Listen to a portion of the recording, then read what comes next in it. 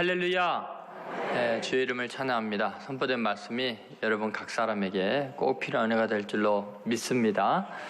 오늘은 이 잔치에서 섬기는 사람들이라는 제목으로 말씀을 전하겠습니다. 특별히 땀 흘리는 일로 섬기는 사람에 대한 이야기를 하려고 합니다. 초대교회로부터 굉장히 중요한 교회의 기능이 있습니다. 그 헬라어로 이제 세 가지를 표현하는데 그 하나가 이제 캐리그마입니다. 이것은 선포입니다. 복음을 선포하는 굉장히 중요한 겁니다. 그러니까 아직 복음을 듣지 못한 사람들에게 선포하고 또 이미 믿는 사람들에게도 마찬가지입니다. 복음은 계속해서 선포돼야 되는 아주 중요한 것이죠. 그 두 번째는 이 디아코니아입니다. 이것은 봉사라는 건데 이것은 이제 복음이 그 현실화되는 겁니다. 그러니까 몸이 되는 거죠, 복음이. 그래서 그 기쁜 소식이 정말 이게 체득되는 아주 중요한 것이 디아코니아, 이게 봉사하고 섬긴 희생을 통해서 이루어지고요. 그 다음에 코이노니아입니다. 그 결과로 교제가 일어나게 되죠. 하나님과 교제하고 성도 간에 교제하고. 그래서 복음이 이제 아주 우리에게 기쁨의 잔치가 되는 것입니다. 그래서 초대교회 보면은 늘 모이면은 먹고 마시고 잔치하는데 그것은 선포된 복음을 따라서 서로 나누고 봉사하다 보니까 기쁨 충만한 교제가 이루어집니다. 이 세 가지가 교회의 굉장히 중요한 기능이었습니다. 교회가 존재하는 동안에 이 세 가지가 중요하죠. 역사를 보면 이제 어떤 시대는 선포가 강조되고 어떨 때는 디아코니아가 강조되고 어떤 때는 이제 교제가 강조됩니다. 그 사회와 그 상황에 따라서 부족한 것들이 더 강조되기도 하는 것 같습니다. 오늘 본문에 보면 예수님을 위한 아주 중요한 잔치가 벌어집니다. 요한복음 11장에서 아주 절망적인 상황이 희망으로 바뀌게 되죠. 마르다, 마리아, 나사로 그 세 명의 형제가 고아처럼 살고 있는데 유일한 희망이라고 생각했던 나사로가 그 오라비가 죽죠. 그런데 예수님께서 오셔서 썩어서 냄새가 나는 시체를 살려놓습니다. 이 복음이죠. 나사로야 나오너라 선포했는데 기적이 일어났습니다. 너무너무 감격해갖고 마르다 마리아가 예수님을 위한 잔치를 벌리게 됩니다. 그리고 거기에서 이제 봉사하고 섬기는 이제 디아코니아가 일어나게 되고 그 다음에 이제 교제 사건들이 일어나게 됩니다. 네, 여러분 그 예수님을 위한 잔치가 벌어질 때 그 잔치는 아주 중요한 몇 가지 종류의 사람들이 있습니다. 섬기는 사람과 잔치를 방해하는 사람들이 있는데 섬기는 사람들의 종류를 보면 그 오늘 본문을 쭉 읽으면 2, 3절에 나와 있는데 마르다는 이를 보고 나사로는 예수와 함께 앉은 자 중에 있고 마리아는 옥합을 깨뜨려서 예수의 발에 붓고 이 세 가지 아주 중요한 예수님을 위한 잔치가 정말 잔치가 되게 하는 아주 중요한 역할들을 하게 되죠. 그리고 이제 가룟 유다는 그 잔치에 대해서 이제 비방을 하면서 잔치를 방해하는 그런 일을 하게 됩니다. 그래서 오늘은 우리가 그 이 마르다의 역할에 대해서 한번 보려고 합니다. 일반적으로 우리가 본문에 대해서 이렇게 이제 설교를 듣거나 또는 우리가 생각할 때는 정말 중요한 일은 뭐 마리아 같은 사람이 하고 마르다는 좀 하위의 일을 하지 않나 이런 생각을 하지만 천만의 말씀입니다. 오늘 본문을 잘 보면 마르다의 역할이 대단히 중요하고 잔치는 없어서는 안 될 사람이죠. 마르다 없으면 일을 보는 사람이 없으면 잔치에 먹을 것도 없고 음식도 없고 그러면 그게 무슨 잔치겠어요? 나사로가 없으면 잔치를 해야 되는 이유가 없어지죠.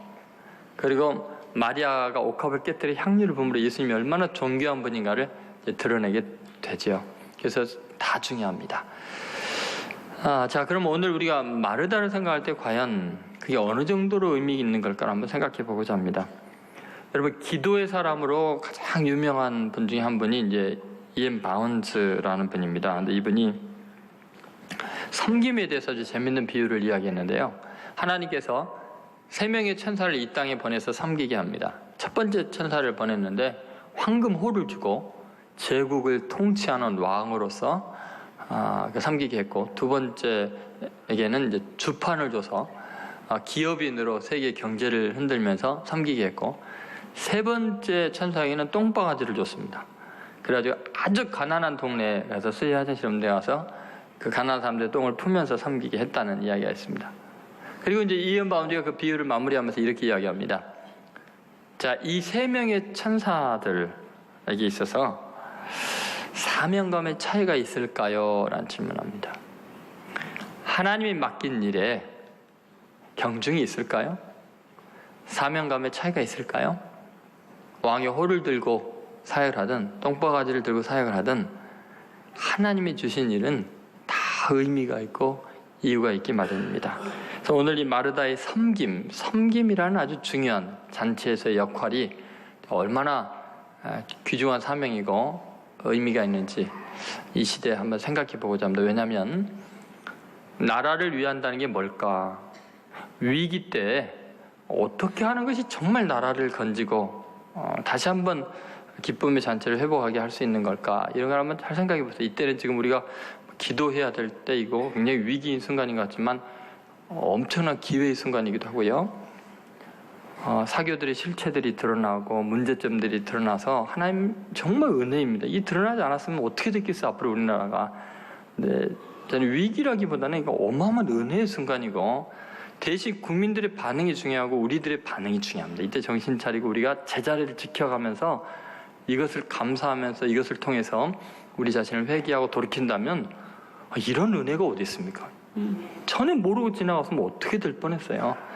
하나님이 우리 민족을 정말 사랑하시는구나. 그래서 기도하면서 우리가 어떤 자세로 정말 이 나라를 섬길지 또 우리 교회를 섬길지 내 자신이 살아가야 될지를 굉장히 중요한 차원에서 우리가 한 달 동안 좀 살펴보려고 합니다. 첫 번째, 이 땀 흘려 섬기는 일에 있어서 중요한 건 뭐냐면 섬김의 필요성입니다. 여러분, 이 마르다 같이 땀 흘려 일하는 사람은 정말 잔치를 잔치되게 하는 정말 중요한 사람이죠. 2절을 다시 한번 보시죠. 자, 2절 말씀 같이 읽겠습니다. 거기서 예수를 위하여 잔치할새 마르다는 일을 하고 나사로는 예수와 함께 앉은 자 중에 있더라. 자, 마르다는 뭘 했어요? 일을 하고. 자, 누구를 위한 잔치예요? 예수를 위한 잔치에 마르다는 일을 하고 그랬습니다. 여러분, 잔치에 일을 하는 사람이 얼마나 신경 쓸 일이 많은지 모릅니다. 자, 이 잔치를 꾸려나가는데 누구를 초대할지, 장소는 어디로 할지, 자리 배치는 어떻게 할지, 음식은 어떤 종류로 할지, 그 음식에 갖은 양념들은 언제 다질지, 이게 보통 복잡한 게 아닙니다. 마르다는 일을 하고 이 한마디 속에는요, 마리아가 지금 며칠 동안은 어마어마한 고생을 하면서 준비를 하고 있는 거죠. 여러분, 주님을 위한 이 헌신과 땀 흘리고 수고하는 것 없으면요, 아마 예수님을 위한 잔치해 놓고 마르다 없었으면 아마 초라하기 짝이 없었을 거예요. 마르다는 온갖 솜씨를 발휘해서 지금 반찬을 만들고 고기를 굽고 국을 끓이고 전을 부치고 음식을 나르고 나중에 설거지도 하고 정리도 하고 어마어마한 수고와 섬김을 아끼지 않습니다. 다른 사람들이 환담을 나누고 예수님 옆에서 즐기고 나사렛 축하한다라고 악수하고 잔을 비우고 음식을 먹는 동안에 마르다는 계속해서 음식을 지금 대접을 해야 되고 또 뭐 부족합니다 하면 또 갖다 줘야 되고 이게 보통 힘든 일이 아닙니다. 얼마나 많은 섬김이 있는지 모릅니다. 그런데도 일을 하고 이게 잔치 내내 마르다가 하는 일입니다. 일을 하고 이것입니다. 여러분, 다른 사람들과 함께 즐기는 걸 포기하고 자기는 잔치에서 수고하는 것은요, 보통 일이 아닙니다. 근데 이런 사람이 꼭 필요하죠. 잔치가 되기 위해서는 이 사람 없으면 안 됩니다. 근데 이런 사람들은 가만히 생각하면 자기 자신에게도 정말 의미 있는 일입니다. 얼마나 이 사람이 훌륭한 사람인가를 한번 생각해 보세요. 빌립보서 2장 3절 4절에 보면 이런 말씀이 있습니다. 같이 읽어보겠습니다. 아무 일이든지 다툼이나 허용으로 하지 말고 오직 겸손한 마음으로 각각 자기보다 남을 낫게 여기고 각각 자기 일을 돌볼 뿐더러 또한 각각 다른 사람들의 일을 돌보아 나의 기쁨을 충만하게 하라. 여러분, 빌립보서 2장은 예수님의 섬김, 우리를 위한 섬김, 바울의 섬김, 디모데의 섬김, 그다음에 에바디도의 섬김에 대해서 나오는데 여기 보면은 다툼이나 허용으로 하지 말라. 근데 이 마르다는 지금 허용으로 하는 게 아니죠. 정말 섬기는 모습으로 하는데 자기 돌아보기도 바쁘고 자기 몸 추스리기 바쁜 세상에서 다른 사람을 돌아보고 있는 거예요. 다른 사람이 어떻게 지금 음식이 뭐가 모자라나 뭘 마셔야 되나 어떻게 하면 입맛을 돋고 간은 맞는가 다른 사람들을 돌봐서 그들의 부족함을 책임지고 채워주는 사람입니다. 잔치를 준비한다는 게 늘 남을 배려하는 마음이 없으면 안 되죠. 이것은 대단히 위대한 사람입니다. 그 존재 자체가 정말 훌륭한 사람이죠. 필리핀의 유명한 아주 그 큰 사업가의 아들이 예수님을 믿게 되고 그 복음에 헌신하게 됐습니다. 근데 그 사람의 이름이 카푼카우라는 사람인데 필리핀 신학교를 들어갔는데 뭐 개신교 신학교가 화려하지 못하고 초라한 작은 신학교였습니다. 그가 처음에 충격받은 건 신학교 가서 화장실을 보고 기절을 한 거예요. 너무 지저분하고 너무 더러워가지고 그래서 학장님에게 찾아갔습니다. 학장님, 아무리 그렇지 이렇게까지 지저분합니까? 화장실 청소 좀 해주세요. 이건 문제가 심각합니다. 이야기했더니 학장님이 그러냐고. 그럼 내가 잘 조치를 취할 테니까 가서 좀 기다리게 좀만 참게 그렇게 이야기를 했어요. 그리고 이제 기다리다가 이제 좀 다 해결이 됐겠지 하고 카푼카우가 화장실을 이제 들어가려고 들어갔습니다. 그랬더니 뭐 안에서 요란한 소리가 나고 엉짱엉짱 난리예요. 그래서 문을 열고 이렇게 봤더니 학장님이 뭐 팔소매 다 걷고 그 더러운 지저분한 화장실을 혼자서 막 열심히 치우고 있는 거예요. 그러더니 카푼카우가 보고 있는 걸 보고서 아이고 자네 벌써 왔나? 조금만 기다리게. 조금 있으면 깨끗해질 거니까 조금만 기다렸다 오게.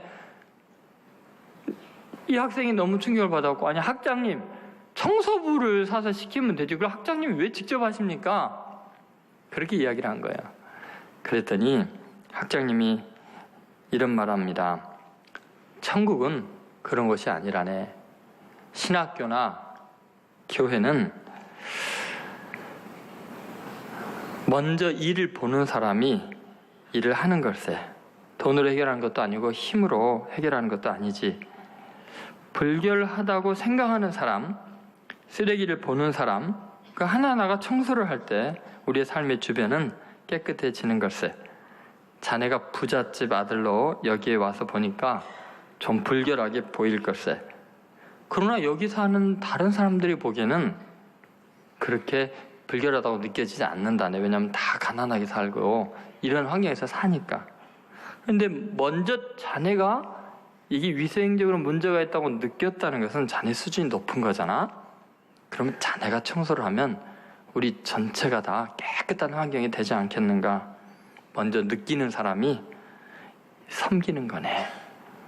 이것이 학교가 깨끗해질 수 있는 길이라네.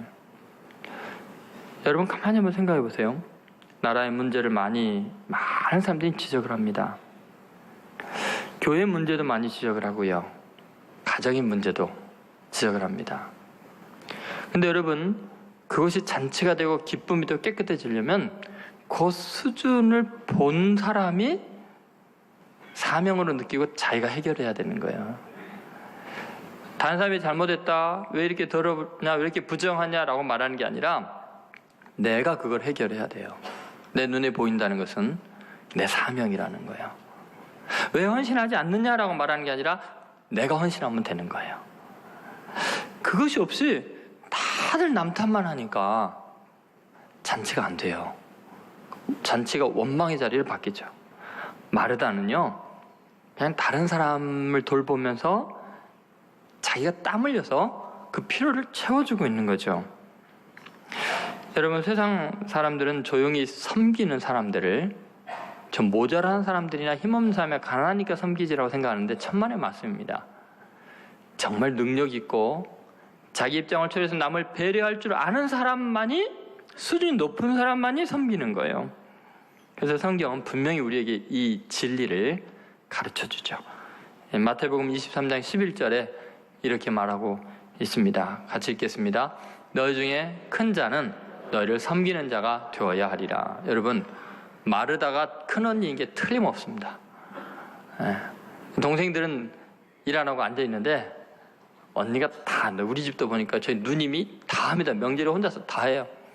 제일 몸 약하고 제일 피곤한데 쉬지 않고 준비를 합니다. 그래서 내가 아유 누나 직장 다니기도 힘들고 손자 손녀 보기도 힘들고 근데 몸도 아픈 사람이 신경 쓰는 많이 왜 이렇게 막 음식을 많이 준비하고 일하냐, 좀 쉬라고, 그냥 새끼 먹기만 하면 되지 끼니만 때우면 되지 왜 이렇게 고생을 하냐 그랬더니 그 고생하면서 하는 말이, 내가 이렇게 정성껏 요리를 하면 힘들긴 하지만 가족들이, 동생들이, 아버님이 먹는 거 보면 얼마나 기쁘고 행복한 줄 아니? 그런 거예요. 몸뚱아리는 제일 적은데 마음은 제일 커요. 우리 집에서 제일 큰 사람이에요. 어머니 안 계시니까 어머니 일을 다 해요. 너희 중에 큰 자는 너희를 섬기는 자가 되어야 한 말은 섬기는 사람이 진짜 큰 사람이라는 거예요. 여러분 믿습니까? 교회에 누가 훌륭하냐? 말없이 그냥 일을 하고, 이 사람이 큰 사람이에요. 남을 배려하는 사람이에요. 마가복음 9장 35절에도 분명히 예수님은 거듭거듭 강조하시죠. 같이 한번 읽어볼까요? 예수께서 앉으사 12제자를 불러 이르시되 누구든지 첫째가 되고자 하면 무사람이 끝이 되며 무사람을 섬기는 자가 되어야 하리라 하시고, 첫째가 되고자 하면 뭐 하라고요? 무사람을 섬기는 사람이 되어야 돼요.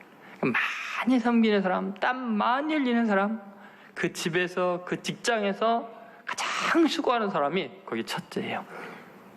하나님 보시기 그래요. 실제로도 그렇고요. 여러분, 섬김이 왜 필요한가? 자기 자신이 위대해지는 길이에요. 그 공동체가 섬기는 사람 때문에 위대해지는 거예요. 여러분, 꼭 우리 교인들이, 크리스찬들이 이 민족이 위기이고 힘들 때 부족한 거 잘 살피면서 그걸 메꿔주면서 땀 흘려 섬기는 성도들 되시기를 주의 이름으로 소원합니다. 두 번째, 섬김의 자세예요.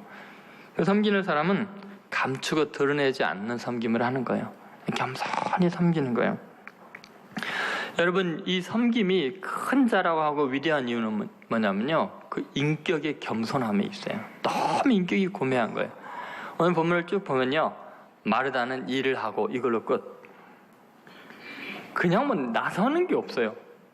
일을 하느라고 지금 계속 쌓인 일들에 몰두하고 헌신하고 땀 흘리느라고 입을 놀릴 시간이 없어요.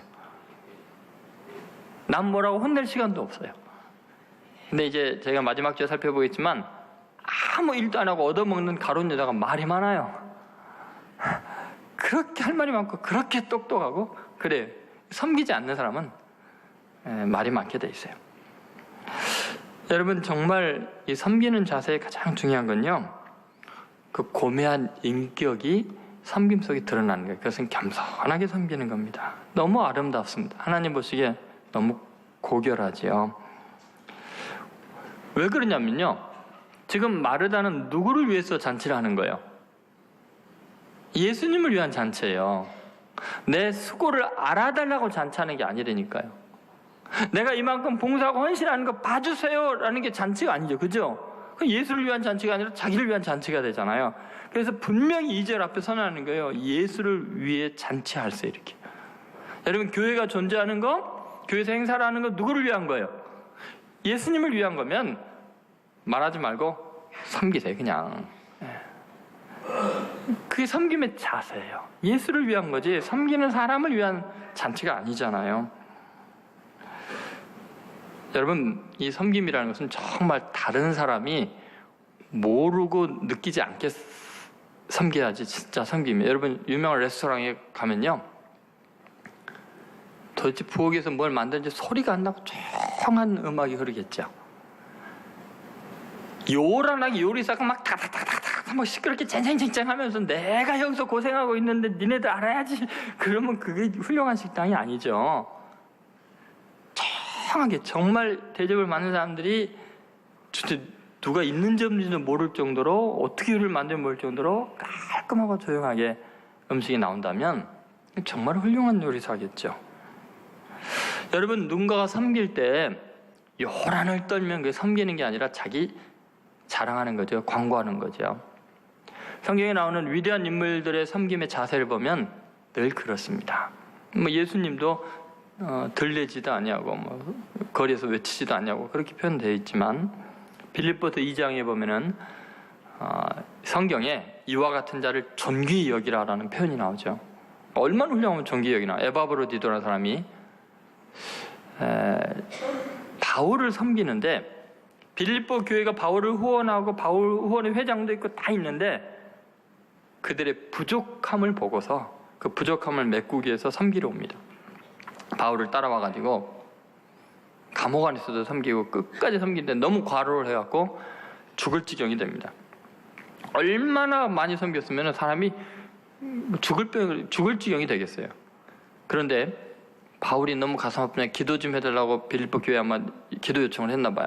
나중에 그 소리를 듣고는 자기가 병든 것을 교인들이 알았다는 것 때문에 근심 위에 근심을 합니다. 지금 고통 속에서 죽어가면서 뭘 근심하냐면 자기 때문에 교인들이 염려할까 봐, 우리 에바브로디도가 너무 고생해서 병이 들어서 어떻게 하지 하고 걱정할까 봐 그 아픈 사람이 고민하는 거예요. 그러니까 그만큼 겸손하게 일한 거예요. 자기 일을 한 게 아니라 그리스도의 일을 하는 거예요. 그래서 빌립보서 2장 30절에 보면 그런 표현이 나와요. 한번 같이 읽어볼까요? 그가 그리스도의 일을 위하여 죽기에 이르러도 자기 목숨을 돌보지 아니한 것은 나를 섬기는 너희의 일에 부족함을 채우려 합니다. 자기 일하는 게 아니라 너희의 일, 빌립보 교회의 일을 하고 그리스도의 일을 위해서 한 거예요. 내가 죽기에 이르러도록 헌신한 거예요. 근데도 소문도 안 내고 죽을 병이 들 정도로 고통스럽게 기쁨으로 일했던 거죠. 여러분, 늘 그렇습니다. 섬김 자체가 영광이고 기쁨이다 보니까 사람들이요, 섬김으로 만족하는 거예요. 나를 어떻게 대우해 주느냐는 아무 의미가 없어요. 그 자체가 가장 위대하기 때문에 그렇습니다. 예를 들면 노벨 평화상을 받았던 마틴 루터 킹 목사님을 생각해 보세요. 정말 그분은 석학 중에 석학이죠. 목사이면서도 인권운동가이고 정치적 영향력이 대단한 분이죠. 결국 노벨 평화상을 받고 그렇게 위대한 업적을 남겼지만, 어쩌면 지금의 버락 오바마가 있기 위해서는 그런 분들의 헌신이 있었기 때문에 가능했을까요? 그분이 이런 말을 했습니다. 내가 이 세상을 하직한다면 나는 당신들에게 다음과 같은 유언을 남기고 싶습니다. 내가 이 세상을 떠난다면 거창한 장례식을 삼가해 주십시오. 그리고 긴 찬사도 삼가해 주십시오. 또 내가 노벨상 수상자라는 것도 말하지 말아 주십시오. 나의 학벌도 그것들은 그렇게 중요하지 않습니다. 내가 바라는 것은 마틴 루터 킹은 다른 사람들을 위해 살다가 갔다고 말하여 주는 것입니다. 나는 가난한 사람들에게 빵을 주기 위해, 헐벗은 사람들에게 옷을 주기 위해 살다가 갔다고 말해 주십시오. 내 생애에서 감옥에 갇힌 사람들을 찾아가서 무사람을 섬기고 사랑하다가 갔다고 말해 주시기를 바랍니다. 근데 이분이 정말 가장 위대한 것은 남을 섬기는 거지, 노벨상을 받은 거나 세계적인 석학이 되어 있거나 그렇게 위대한 영웅이거나 그런 게 아니라는 거예요. 여러분, 섬길 때 그 자세는 뭐냐면 섬긴 자체가 복이다. 내가 섬기는 받는 게 아니라 누군가를 섬길 수 있는 것 자체가 너무너무나 영광스러운 것이다. 그러니까 여러분, 우리는 어떤 한 공동체나 또는 누군가를 섬긴다고 할 때 그를 향한 사랑과 진실성과 내가 얼마나 헌신하는가를 드러내기 위해서 잘못된 것에 대해서 비판을 하고 판단하고 큰 소리를 침으로써 내가 얼마나 생각하고 있고 사랑하고 있고 헌신적인가를 입증할 수 있다고 착각을 합니다. 천만의 말씀입니다. 제가 한 글을 이렇게 카톡으로 받았는데 많은 글 중에 이런 게 있어요. 꽃을 사랑한다면 말로만 사랑한다고 하지 말고 물을 주세요. 꽃을 사랑한다고 하면서 다 말려 죽이면 말은 아무런 소용이 없습니다. 꽃을 사랑하면 물을 줘야죠. 나라를 사랑하고 교회를 사랑하고 가족을 사랑한다면 내 눈물을 줘야죠. 내 기도가 있어야죠. 내 섬김이 있어야죠. 그리고 그 섬김 자체가 행복이에요. 누구를 사랑할 때는요, 선물 주는 거, 돈을 쓰는 거, 땀 흘리는 거, 그것이 행복이지, 유명해지는 건 내가 그 사람보다 얼마나 똑똑한가 아무 의미가 없습니다. 여러분, 우리는 꼭 잊지 마세요. 그냥 섬기는 것 자체가 위대함입니다. 실제로 이것은 그 섬김의 자세 자체가 위대한 기업을 만들고 위대한 인물을 만드는데요. 예를 들어서 미국의 포춘지에서 이제 선정한 100대 기업 중에 하나로 든 기업 중에 이 다우코닝 회사가 있습니다. 이 회사는 미국 각 유력 경제지에서 3년 연속으로 아주 좋은 직장으로 선정된 그런 회사입니다. 다우코닝 회사의 부사장인 마리 프랑스가 이런 말을 했습니다. 회사 안에 마법을 일으키는 비결이요, 회사가 막 너무너무 그 경제가 어려울 때 잘 되니까 이런 말합니다. Servant leadership 때문입니다. 섬김의 리더십 때문입니다. 이런 이야기를 합니다. 이 회사는요, 좋은 회사의 조건을 다 갖추고 있는데 이 승진 시스템이 남녀 아주 공평하게 적용이 됩니다. 그리고 자율적인 업무 시간을 위한 많은 배려가 있고요. 직원들의 특별히 맞벌이 직원들을 위한 보육시설이나 이런 것들이 거의 완벽하게 되어 있습니다.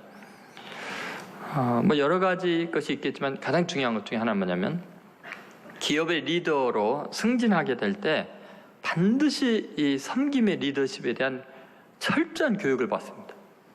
그리고 주로 뭐를 받냐면 이 직원들을 잘 섬기면 직원들이 가진 역량의 100%를 활용할 수 있다는 거예요. 기량을 다 쓸 수 있다는 거예요. 그래서 리더가 해야 될 일이 뭐냐면 정말 자기의 구성원들, 직원들을 잘 섬기는 거다. 그럼 그 사람들이 자기가 가진 기술과 지혜와 능력을 마음껏 활용할 수 있고 보람을 느끼면서 일할 수 있게 하는 거다. 그리고 이제 직원들에게도 계속해서 섬김에 대한 이 훈련을 시킨다는 거죠. 그래서 그 회사 전체 뭐 직원들 한 80% 이상이 뭐 다른 데서 더 월급 많이 줘도 절대로 안 간다는 거예요. 너무너무 우리 회사가 고맙고 좋다. 만족도가 계속 올라가고 있습니다. 여러분, 우리가 이제 복음을 외치고 세계 선교를 외치고 말을 외치는데 자세가 복음적이지 않고 인격이 복음적이지 않고 복음의 진리를 안다는 것 때문에 교만하고 완고하고 다른 사람 비판하고 그러면은 이 심각한 겁니다. 섬김의 자세가 안 된 거예요. 다시 말해서 복음을 외치고 비복음적인 행동으로 외친 복음을 다 무너뜨리고 있는 거예요. 주님을 욕먹이고 있는 거예요. 근데 우리 기독교인들의 심각한 문제가 뭐냐면 내가 교리를 알고 복음을 외치는 것 자체가 하나님을 사랑하는 거고 하나님의 일을 하고 있다고 착각하는데 천만의 말씀입니다. 복음은 그렇게 증거되는 게 아니에요. 조금 이따 우리가 살펴보겠지만 외침과 함께 반드시 너의 착한 행실을 보고 복음적인 삶을 보고 너희 하나님 아버지께 영광을 돌리게 하라 그랬어요. 너희는 빛이 되고 소금이 되라고 그랬어요. 다시 말해서 왜 이 시대가 아파지고 문제가 많고 고통이 많냐? 왜 교인하면 다 사람들이 일단 이상한 눈으로 보고 그러냐? 명백합니다. 복음은 외치면서 삶이 비복음적이기 때문에 인격이 복음하고는 너무나 다른데 그 입에서 늘 복음이 나오니까 사람들이 복음이 싫은 거예요. 예수님께서는 그거를 고치고 있는 거죠. 바리새인 서기관들에게 저희들의 말하는 것은 따라 행하지만 행위는 본받지 말라고 이야기한 이유가 있어요. 왜냐하면 바리새인들은요 복음의 아주 본질적인 교리들을 아는 사람들이거든요. 그러니까 그거 살짝 깨달으니까 사울이라는 청년이 바울로 변화되었고 바로 복음을 전하잖아요. 교육 안 받아도. 왜냐하면 그 진리를 알았거든요. 여러분, 우리가 정말 위대한 건 뭐냐면 여러분의 기업이 복음적 기업이 되게 하는 거예요. 세상 사람들이 다 세속적인 가치로 지배하고 다스리려고만 하는데 섬기는 기업의 운영 원칙을 이용하는 게 그게 복음을 전파하는 거예요. 그렇게 하면서 직원들에게 예수 믿으라 한마디 하면요 예수 믿지 말라 그래도 믿게 돼 있어요. 복음적인 기업이 돼야죠. 복음적인 인격이 돼야 되고. 그래서 이 섬김의 자세는 복음적이어야 되는 거예요. 자기를 감추고 오직 은혜만 하나님 은혜 때문에 기쁨으로 섬기는 거죠. 믿습니까? 네, 꼭 그렇게 복음적인 섬김 그런 자세로 이 시대를 섬기기를 바랍니다. 세 번째는 섬김의 모델입니다. 이제 여러분 어쩌면 지금 설교를 들으면서 야 이게 복음인 것 같은데 너무너무나 더 무서운 율법이라는 생각이 들 수도 있는데 여러분 잘 생각해 보세요. 이게 얼마나 놀라운 이야기인가. 여러분 예수님의 그 자기 목숨을 대속물로 내어주는 섬김을 한번 이제 생각해 보려고 합니다. 여러분은 혹 마르다의 섬김을 사소한 일이라고 생각하십니까? 잔치에서 일만 하고 있는 사람. 여러분 그것을 어떻게 생각하십니까? 마리아도 아니고 나사로도 아니고. 여러분 무디 목사님이 이런 말했어요. 주님을 위해 큰 일을 하려는 사람은 많지만 작은 일을 기꺼이 하는 사람은 거의 없다고 했어요. 작은 일? 여러분 하나님은 큰 일을 통해서 큰 일을 이루지 않습니다. 하나님은 작은 일에 충성하는 사람에게 큰 것을 맡긴다고 하셨어요. 작다고 생각하는 것이 사실은 가장 큰 것입니다. 이게 얼마나 큰 일인가, 마리아의 이 일이 얼마나 위대한 일인가를 이제 한번 생각해 보려고 합니다. 여러분 지금 마르다는 예수님을 위해서 일하고 있고 그것이 그 잔치에 참여한 모든 사람을 행복하고 즐겁게 해주고 있습니다.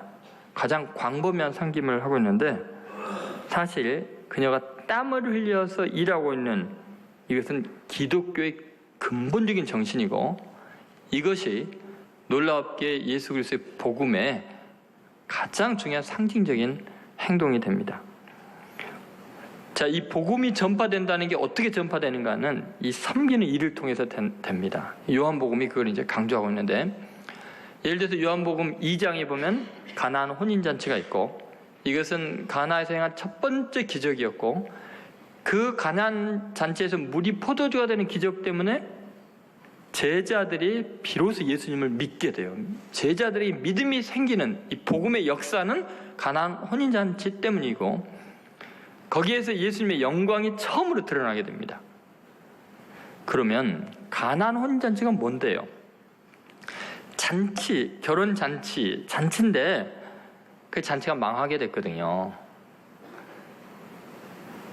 그 잔치의 마지막에 그냥 포도주가 모자라니까 예수님께서 하인들에게 좀 항아리에 물을 채우라 했더니 그 두세 통 드는 도랑아리가 7개 있는데 거기에 두세 통 드는 도랑아리가 7개 있으면요 37, 22, 21 한 번을 갖다가 물을 퍼야 되는데 거기 우물이 아무 데나 있는 게 아니에요. 팔레스틴에 그 먼 길을 갖다가 퍼야 되는데 이 하인들은요 며칠 전부터 잔치 준비하느라고 죽도록 고생한 사람이고 잔치 내내 신경 쓴 사람이고 잔치 내내 시중들이라고 땀이 비어들고 피곤한 사람들이고 잔치의 막바지에 가서 쓸데없는 일을 시키고 있는 거예요.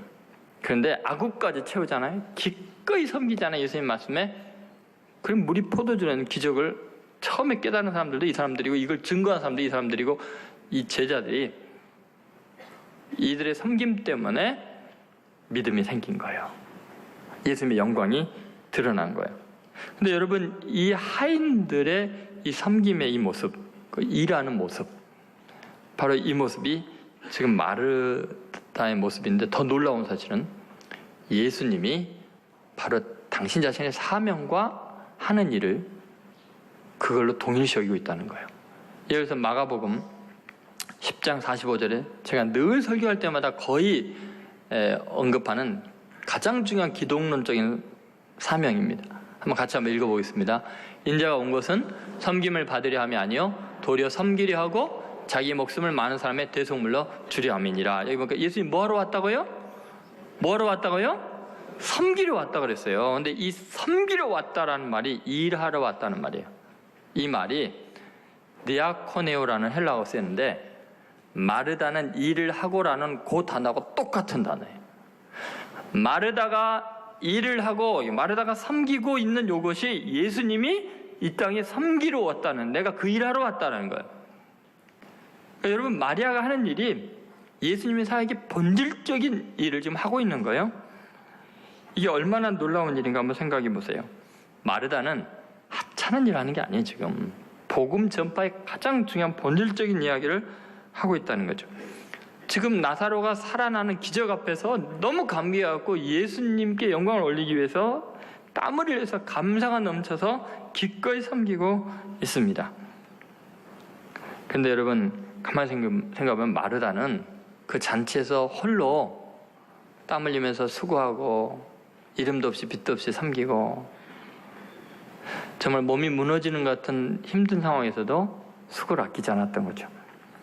요한복음 12장 24절에서 26절, 그러니까 이 사건이 있고 나서 얼마 있다 예수님이 하신 말씀입니다. 어쩌면 마르다의 모습과 자신의 모습을 언급하면서 이야기하는지 모릅니다. 한번 요한복음 12장 24절 26절 읽어보겠습니다. 내가 진실로 진실로 너에게 이르노니 한 알의 밀이 땅에 떨어져 죽지 않으면 한 알 그대로 있고 죽으면 많은 열매를 맺느니라. 자기의 생명을 사랑하는 자는 잃어버릴 것이요 이 세상에서 자기의 생명을 미워하는 자는 영생하도록 보존하리라. 사람이 나를 섬기려면 나를 따르라. 나 있는 곳에 나를 섬기는 자도 거기 있으리니 사람이 나를 섬기면 내 아버지께서 그를 귀히 여기시리라. 여러분, 어떤 사람을 귀히 여긴다고요?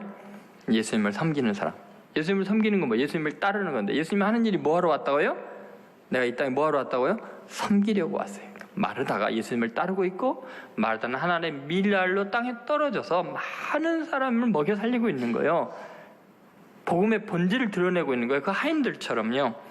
그래서 예수님께서요, 요한복음 13장에 가면요, 놀랍게도 요한복음 2장에 나오는 그 하인들의 모습을 당신이 취하고 마르다의 모습을 당신이 취해요. 그래서 예수님이 친히 겉옷을 벗고 수건을 허리에 동이고 하인의 모습을 하고 물을 떠다가 제자들의 발을 씻기죠. 내가 섬기러 왔다는 거예요. 마르다가 섬기고 하인들이 섬기는 그 하인의 모습으로. 그래서 빌립보서 2장에는 하나님의 본체인데 자기를 비워 뭐요? 종의 형체를 가져. 사람들과 같이 됐어요. 종, 섬기러 오셨기 때문에 종의 형체를 가지는 거죠. 여러분, 예수님께서 지금 우리에게 보여주시는 놀라운 이야기가 이런 것입니다. 마르다는 다른 사람에게 기쁨을 주고 잔치를 벌리기 위해서 양을 잡고 생선 요리를 하고 떡을 만들고 그랬을 거예요. 그리고 포도주를 준비하고 음료수를 준비했을 거예요. 비 오듯 땀을 흘리면서. 예수님은요, 우리에게 진정한 잔치, 하늘의 잔치를 마련하기 위해서요, 당신 자신이 이 땅에 떡으로 오셨고요, 당신의 피를 음료로 주신다고 이야기하셔요. 마르다가 섬기는 일을 한 것처럼 예수님은 자기의 몸으로 섬기고 하인들이 물을 떠온 것처럼 당신은 보배로운 피를 떠와서 우리에게 먹여주신 거죠. 그래서 요한복음 6장 51절에 주님이 이렇게 이야기하셨습니다. 같이 있습니다.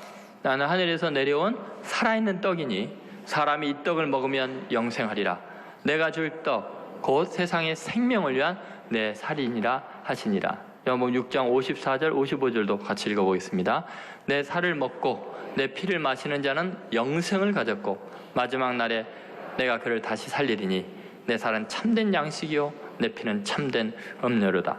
아마 그날 나사로가 살아나고 마르다가 잔치한 것 때문에 하루 한 끼를 못 먹어서 죽어가던 식민지 수많은 거지들이, 식민지 백성들이 그 잔치 때문에 연명해 나갔을 거예요. 주님은 그 정도가 아니라 당신의 살과 피를 통해서 섬겨주심으로 영원히 살게 해주는 영생을 가졌고 이야기를 하시잖아요. 여러분, 우리가 기독교인으로서 누군가를 섬기는 것은 복음의 본질적인 것입니다. 섬김이 없는 복음 증거는 불가능합니다. 여러분 직장에서, 그리고 여러분 교회에서 아무리 복음을 외쳐도 교리가 어떻고 어떻게 경건한 예배를 드려야 되고 아무리 그래도 섬김이 없는 그리스도의 삶을 따라가는 것이 없으면 그것은 공허한 것이고 영적인 교만함의 재료뿐이고 남을 비판하고 판단하는 지식에 불과하고요. 결국은 바리새인과 서기관의 죄악에 빠지게 됩니다. 이 시대는 나라를 사랑한다고 말하는 사람 많고 많은 걸 정죄하고 판단함으로써 남을 죄악으로 몰아가는 것으로서 애국자라고 착각을 할 수 있는데 천만에 맞습니다. 뭐를 섬기고 있습니까? 무슨 땀을 흘리고 있습니까? 무슨 기도를 하고 있습니까? 그렇지 않으면 복음적이지 못한 거예요. 여러분, 교회는 반드시 케르그마가 있고 선포가 있지만 디아코니아가 있어야 선포가 현실이 되고 그래야 교제가 이루어지는 거예요. 한국 교회가 다시 한번 복음화 되기를 바랍니다. 이 종교개혁이 다시 일어나야 됩니다. 왜냐하면 섬김이 없는 입에 발린 복음으로 교만만 해져 있으니까 세상이 변하지 않고 잔치가 없어지는 거예요. 부디 우리 신촌교회부터 또 목회자인 저와 우리 모든 성도들이 다시 한번 복음적인 섬김으로 이 시대 아픔을 치유하고 희망이 되는 교회가 되기를 주의 이름으로 축원드립니다.